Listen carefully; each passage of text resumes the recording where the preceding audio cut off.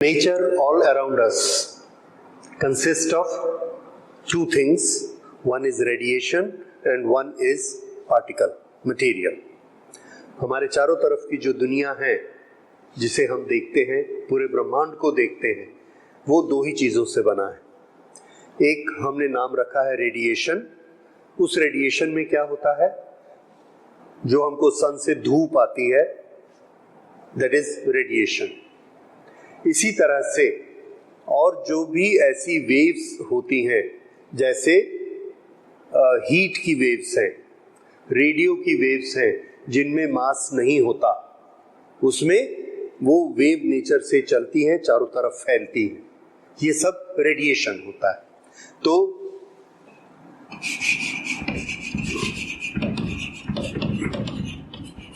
Radiation में क्या होता है, वेव्स और वेवलेंथ। ओके, दूसरी चीज जो जिससे ये दुनिया बनी है वो है पार्टिकल्स। पार्टिकल्स जो हमको दिखते हैं, जिनके पास वॉल्यूम होता है, जिनके पास मास होता है, दैट इज पार्टिकल्स।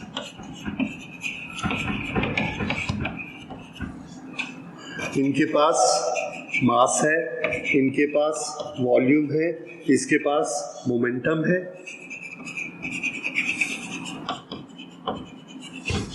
और एक चीज जो दोनों के पास होती है, जो दोनों के पास हो सकती है, वो है एनर्जी।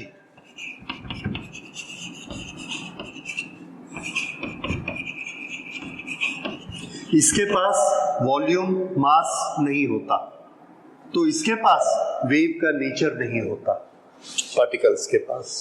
ओके, और ये दोनों चीजें मिलाकर ही ये दुनिया बनती है। बाद में जब हम और एडवांस फिजिक्स पढ़ेंगे तो हम ये पढ़ लेंगे कि ये दोनों एक दूसरे में बदलते रहते हैं, दैट इज मॉडर्न फिजिक्स, वो उस समय पढ़ेंगे। फिलहाल हम लोग ये पढ़ रहे हैं कि इनमें से जो ये पार्टिकल्स हैं, पार्टिकल या मैटर, इस मैटर के पास एक प्रॉपर्टी होती है, इसकी एक कैरेक्टरिस्टिक होती है कि ये दूसरे मैटर पर फोर्स अप्लाई कर सकता है। फोर्स अप्लाई करने का क्या मतलब है, उसको पुश कर सकता है, उसको पुल कर सकता है। तो ये जो फोर्स अप्लाई करता है, इसको हम लोग स्टडी करने जा रहे हैं। तो ये जो फोर्स अप्लाई करता है, पहले साइंटिस्ट ने देखा किस तरह का फोर्स है। सो matter can apply force on other particles, on other matter particles। ये फोर्स हमने जो स्टडी किए दो तरह के थे। एक तो हमने ये देखा अपने चारों तरफ कि सन के चारों तरफ अर्थ घूम रही है, बहुत सारे स्टार हमको आकाश में दिख रहे हैं, और ये स्टार अपनी अपनी जगह पर खड़े, वहां से मूव नहीं करते। ओके, मूव नहीं करते या मूव करके फिर से अपनी लोकेशन पर आ जाते। मून को भी हमने देखा, सन को भी देखा, दूसरे स्टार्स को भी देखा, और सोचते सोचते ये एक रिजल्ट निकाला कि जरूर इनके आपस में एक फोर्स ऑफ अट्रैक्शन है, और वो फोर्स ऑफ अट्रैक्शन के कारण ये दूर नहीं चला जाता। ये फोर्स ऑफ अट्रैक्शन उसको खींच के रखता है, इसलिए ये इससे ज्यादा दूर नहीं जा पाते और एक ही डिस्टेंस पर घूमते रहते हैं। उसको तो हम लोग फोर्सेस में एक्सप्लेन कर चुके हैं। ये जो फोर्स था, ये मैटर का फोर्स था, और इस फोर्स को हमने एक पर्टिकुलर नाम दिया, वी कॉल्ड इट ग्रेविटेशन। तो ग्रेविटेशनल फोर्स एक मैटर की प्रॉपर्टी होती है, उसकी इनहेरेंट प्रॉपर्टी होती है, हमको उसको देनी नहीं पड़ती। सो अब ये ग्रेविटेशन का फोर्स वो मैटर जो लगा सकता है, मैटर में ऐसी कौन सी चीज होती है जिसके कारण वो ग्रेविटेशन का फोर्स लगा लेता है। जब वो चीज कम हो जाती है तो कम फोर्स लगाएगा, और जब वो चीज ज्यादा हो जाती है तो ज्यादा फोर्स लगाएगा। तो ऐसी क्या चीज है मैटर के पास, तो उसका हमने साइंस में, फिजिक्स में हमने उसका नाम रखा मास। तो एक फोर्स जो है पहला हमने स्टडी किया, that is force of gravitation. और ग्रेविटेशन फोर्स का रीजन क्या था? इसी मैटर की एक कैरेक्टरिस्टिक जिसको हम कहते हैं मास। सो ग्रेविटेशन का रीजन, कौन सी कैरेक्टरिस्टिक? मास। ग्रेविटेशन फोर्स नाम, ग्रेविटेशन फोर्स का नाम, और मास उस बॉडी की कैरेक्टरिस्टिक का नाम, फिजिकल क्वांटिटी का नाम जिसके कारण ये फोर्स लगेगा। अब हमने ये देखा जो जिस ऑब्जेक्ट में जितना ज्यादा मास होता है उतना ज्यादा वो ग्रेविटेशन का फोर्स लगाती है, और फोर्स के जो भी लॉज बने हुए हैं और उन लॉज के अनुसार वो उसको पुश करती है। अर्थ का मास हमारे आसपास के सराउंडिंग की चीजों से बहुत ज्यादा है, इसलिए हर चीज को अर्थ अपनी तरफ खींच लेती है जो कि हमारे सामने हमारी नजर में आते हैं। लेकिन जब हम दूसरे स्टार्स को देखते हैं तो सन का साइज बहुत ही बड़ा है और वो सन अर्थ को अपनी तरफ खींच लेता है। अब उसके कारण अर्थ सन के चारों तरफ घूमती है। तो ये ग्रेविटेशन का फोर्स बहुत स्ट्रॉन्ग फोर्स है। अर्थ का इतना ज्यादा मास है कि उसका ग्रेविटेशनल पुल बहुत ज्यादा है और इसके कारण कोई भी ऑब्जेक्ट को छोड़ो अर्थ की तरफ गिरता है। ये हम लोगों को पता है। अब ये पार्टिकल का एक कैरेक्टरिस्टिक है मास, जिसके कारण फोर्स ग्रेविटेशन। लेकिन हमने ये देखा कि उसी मैटर के पास एक और तरह का फोर्स भी लगता है, एक और तरह का फोर्स भी वो लगा सकता है। और वो वाला फोर्स जब वो लगाता है तो वो फोर्स इतना स्ट्रांग होता है कि उसके सामने अर्थ का ग्रेविटेशनल का फोर्स फेल हो जाता है। तो ऐसा कौन सा फोर्स है? Yes, it is very interesting. और इस फोर्स को हम लोग रोज देखते हैं, अभी भी आप देख रहे हैं। कहाँ देख रहे हैं? मैं इस चौक से यहाँ पर लिख रहा हूं। चौक का एक पार्टिकल यहाँ पर दूसरे तीसरे चौथे सब पार्टिकल से आपस में चिपका हुआ है। जब मैं उसको यहाँ पर टच करता हूँ तो वो पार्टिकल इस पार्टिकल को छोड़ के इस बोर्ड के साथ में यहाँ पर चिपक गया। अब वो पार्टिकल जब यहाँ पर चिपकता है तो अर्थ क्या उसको नीचे नहीं खींच रही है? आंसर है खींच रही है। अर्थ उसको ऐसे पुल करती है नीचे, लेकिन ये पार्टिकल नीचे नहीं गिरता, इसको इस बोर्ड ने पकड़ कर रख लिया। अब बताइए फोर्स किसका ज्यादा है, बोर्ड का या अर्थ का? दिख रहा है बोर्ड ने उसको पकड़ के रखा है तो बोर्ड का फोर्स ज्यादा है। अब हमको मालूम है कि बोर्ड का मास तो बहुत कम है कंपेयर टू अर्थ। अब बोर्ड अपनी डायरेक्शन में जब उसको ऐसे खींच लेता है, पकड़ के रखता है, इसका मास बहुत कम है और अर्थ इतने ज्यादा मास वाली होके इस पार्टिकल को नीचे नहीं खींच पा रही है। What is the reason? No explanation. Gravitational force से हम इसको एक्सप्लेन नहीं कर सकते कि ये बॉडी, व्हाइट बॉडी इस ग्रीन बॉडी के साथ क्यों चिपक गई। तो उसको एक्सप्लेन करने के लिए हमको सोचना पड़ा कि हमारे इस नेचर में एक दूसरी तरह का फोर्स भी है। और ये जो फोर्स है ये भी मैटर का इनहेरेंट फोर्स है, क्योंकि हर मैटर में हमने ये देखा। लेकिन ये फोर्स हमेशा उसके पास नहीं रहता है, किसी किसी सिचुएशन में क्रिएट होता है और किसी सिचुएशन में क्रिएट नहीं होता। देखिए ये चौक है, इसको मैंने यहाँ पर ऐसे रखा, दबाया, वापस ले आया, यहाँ कुछ भी नहीं छूटा। जब मैं इसको यहाँ रब करूंगा तो यहाँ पर छूटा। इसी तरह से आपको सबको मालूम है कि अगर हम एक पेंसिल लें और पेन लें, पेपर पर हम ऐसे रब करते हैं तो उस पर इंक के स्पॉट्स छूट जाते हैं, वो इंक को पकड़ लेता है। लेकिन अगर हम पॉलीथीन लेते हैं और पॉलीथीन पर ऐसे डॉट पेन अपना चलाते हैं, पेंसिल चलाते हैं, तो उसके पार्टिकल को ये नहीं पकड़ता। दैट इज अगेन कंफ्यूजिंग कि अगर फोर्स होता है तो कभी पकड़ता है, कभी नहीं पकड़ता है। एनीवे, इसको हमने ट्रायल कर करके देखा और ये समझ में आया कि जब कभी फ्रिक्शन होता है और हम रबिंग करते हैं तो ये फोर्स पैदा हो जाता है, और जब ये पैदा होता है तो ये दो पार्टिकल एक दूसरे को पकड़ लेते हैं।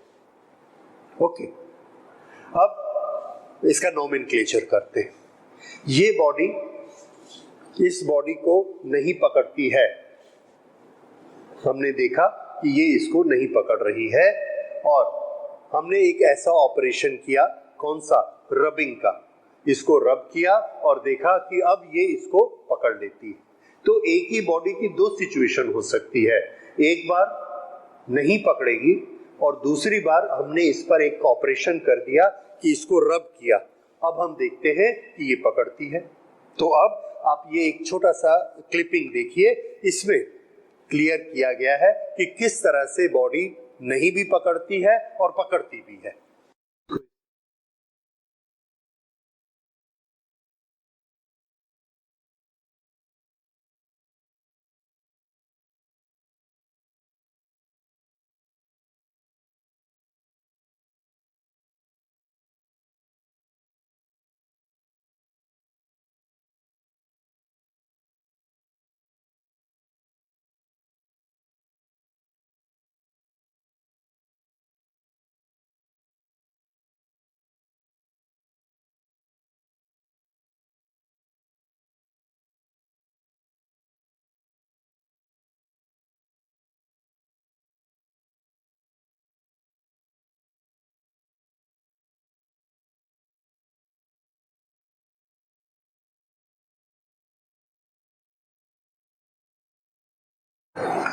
अब इस बॉडी की दो सिचुएशन है। जो दूसरी सिचुएशन है, जब इसके पास ये स्ट्रेंथ आ गई, ताकत आ गई कि ये दूसरे को पकड़ सकती है, तो हमने कहा कि अब ये बॉडी चार्ज्ड है। क्या है? Charged. This body is having charge. Charge means what? जब लड़ाई होती है तो जो वहां पे सैनिक हैं उनको ऑर्डर क्या मिलता है? चार्ज, मतलब फोर्स अप्लाई करो। तो चार्ज, जब भी कोई ऑब्जेक्ट फोर्स अप्लाई कर सकता है, हम क्या कहेंगे कि ये चार्ज्ड है। तो हमने उस कैरेक्टरिस्टिक को नाम क्या दिया? पकड़ने वाले कैरेक्टरिस्टिक को हमने क्या नाम दिया? चार्ज। ओके, तो हमको समझ में आया कि एक बॉडी, इसके पास चार्ज नहीं है क्योंकि ये नहीं पकड़ रही है।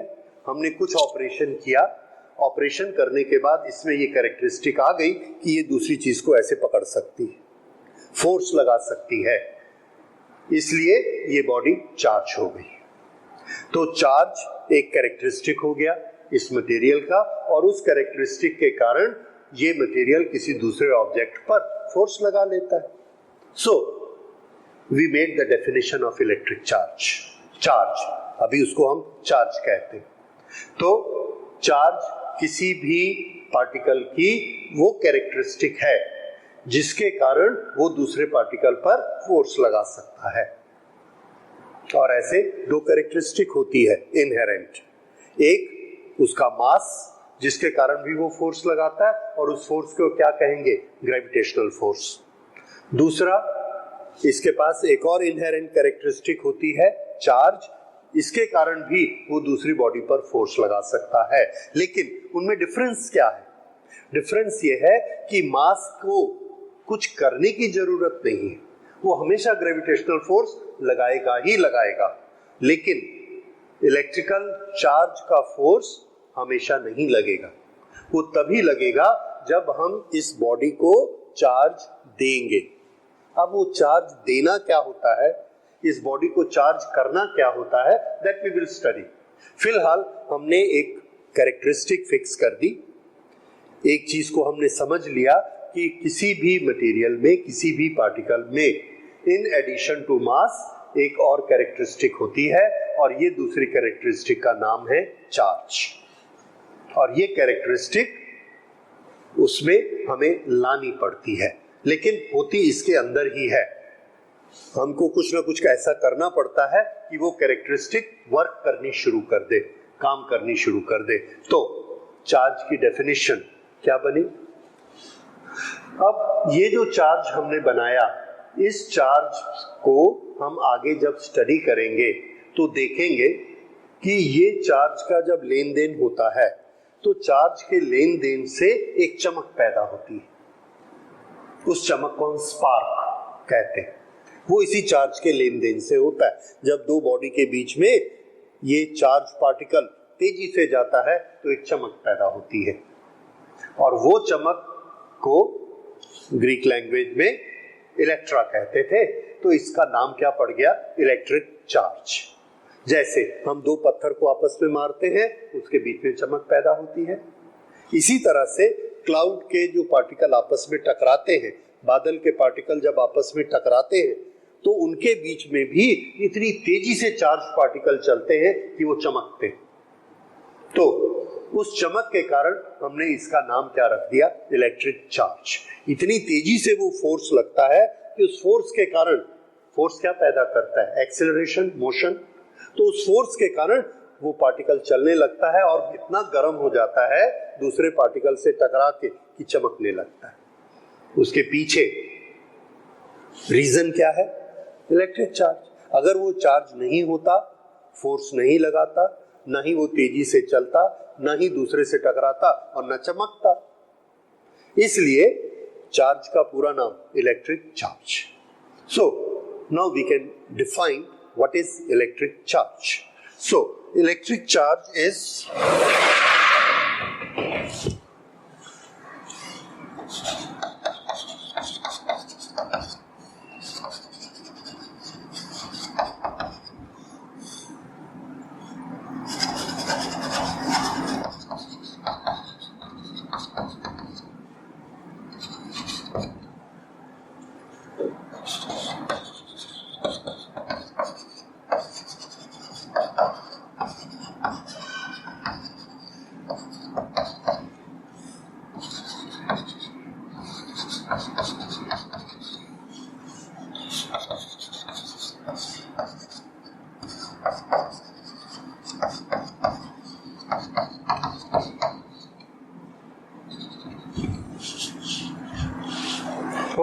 So electric charge is characteristic of particle due to which it can apply force on the other particles. This is inherent characteristic, but we have to bring it out.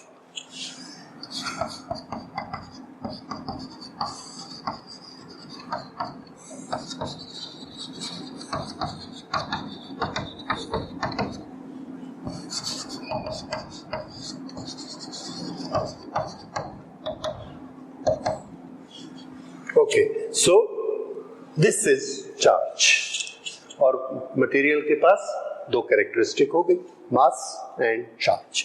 अब उसके बाद ये क्या करता है चार्ज? एक चीज तो हमने देखी कि इस चार्ज के कारण एक ऑब्जेक्ट दूसरे ऑब्जेक्ट को पकड़ लेता है। जब ये उसको पकड़ लेता है, और चार्ज वही है, ये चार्ज बॉडी है, इसने इसको ऐसा पकड़ लिया है, ये पकड़ने की प्रोसेस को हम क्या कहते हैं? क्लिंग करना, and this is known as electrostatic cling.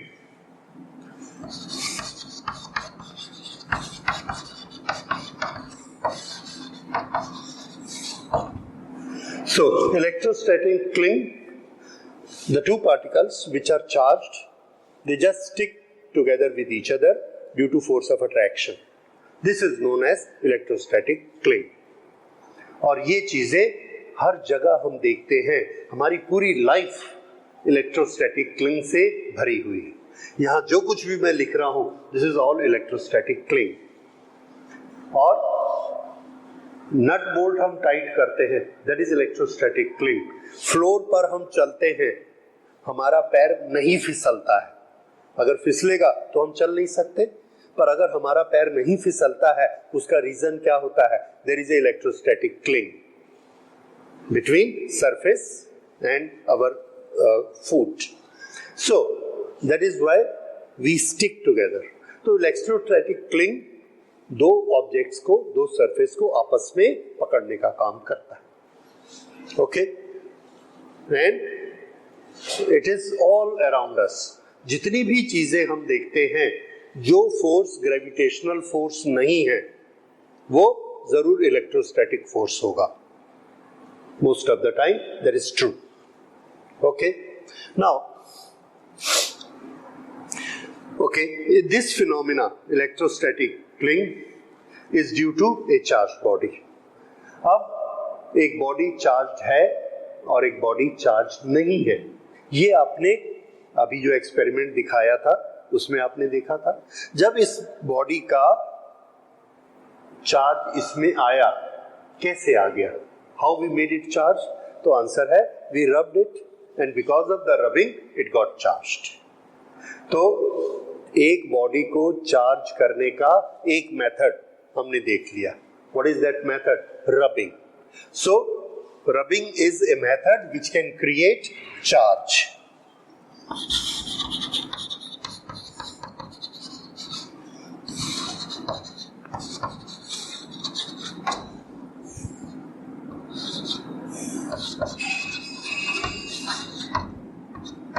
Rubbing can create a charge on a body.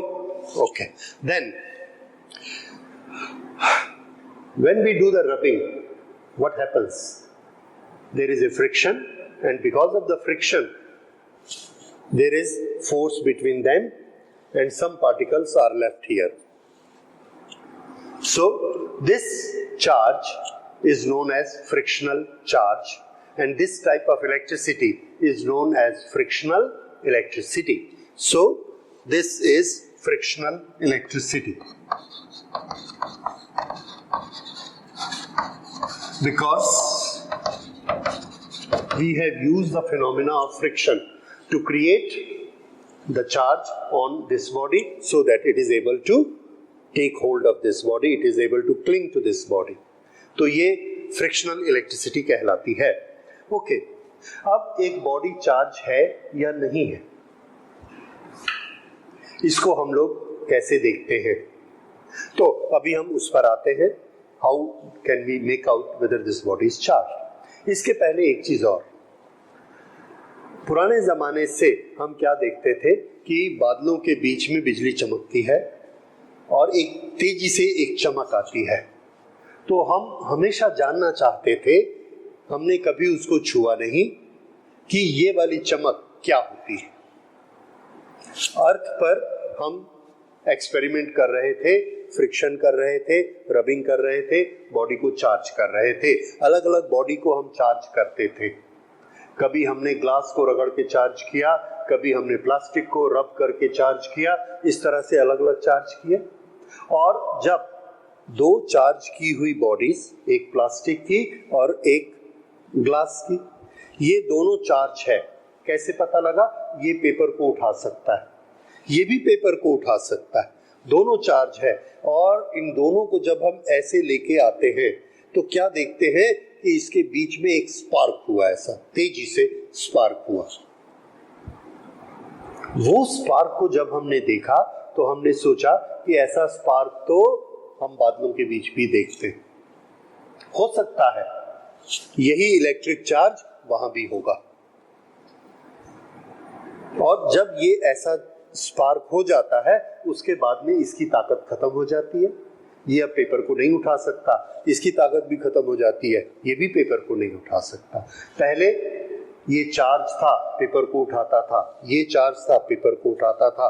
अब हमने दोनों को ऐसे किया, एक स्पार्क ऐसा हुआ, इसकी ताकत खत्म, इसकी ताकत खत्म, तो अब हम क्या वर्ड यूज करते हैं? डिस्चार्ज।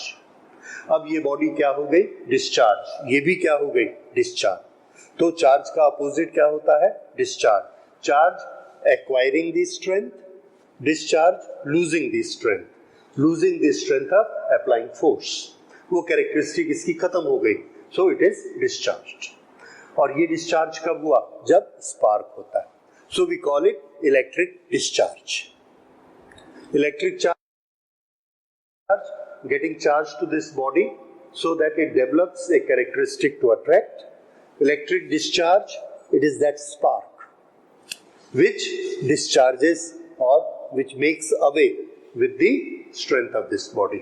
इसकी ताकत चलेगी, वो क्या कहलाता है? Electric discharge. और यही चीज हम आकाश में बादलों के बीच देखते थे, तो हम क्या कहते थे कि वहां पर इलेक्ट्रिक डिस्चार्ज हो रहा है, लेकिन हमारे पास कोई सबूत नहीं था।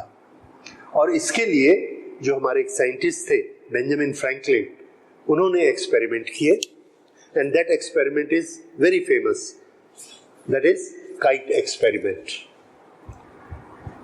उन्होंने कहा कि अगर ये चार्ज है तो तब तक हम समझ गए थे, इस चार्ज की कैरेक्टरिस्टिक हमने स्टडी की थी कि ये चार्ज मटेरियल के अंदर मूव कर सकता है।